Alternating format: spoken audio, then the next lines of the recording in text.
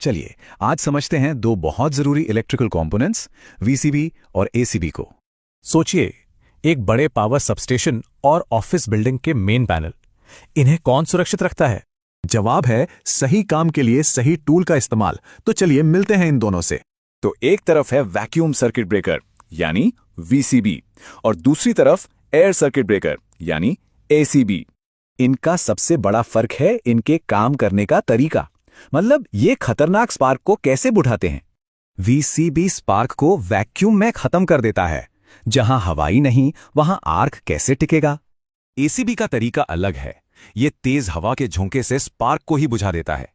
और यही अंतर इनकी पावर संभालने की क्षमता को तय करता है। देखते हैं कैसे।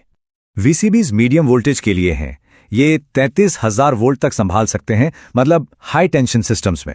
और एसीबीज ये लो वोल्टेज सिस्टम के लिए हैं जो आमतौर पर 690 वोल्ट से नीचे काम करते हैं। लेकिन मजे की बात यह है कि एसीबीज ज्यादा करंट संभाल सकते हैं, इसीलिए मेन पैनल्स के लिए ये बेस्ट हैं।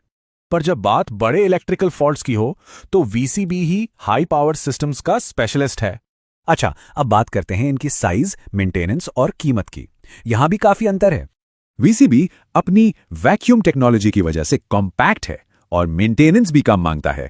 तो जाहिर सी बात है वीसीबी की खास टेक्नोलॉजी की वजह से ये ज्यादा महंगा भी होता है। तो चलिए इन सारे पॉइंट्स को एक साथ रखकर देखते हैं एक फाइनल मुकाबला। ये टेबल सब कुछ साफ साफ बताती है। हाई वोल्टेज बनाम लो, वैक्यूम बनाम एयर और कॉम्पैक्ट बनाम भारी। तो फिर इसे याद रखने का सबसे आसान तरीका क्या है?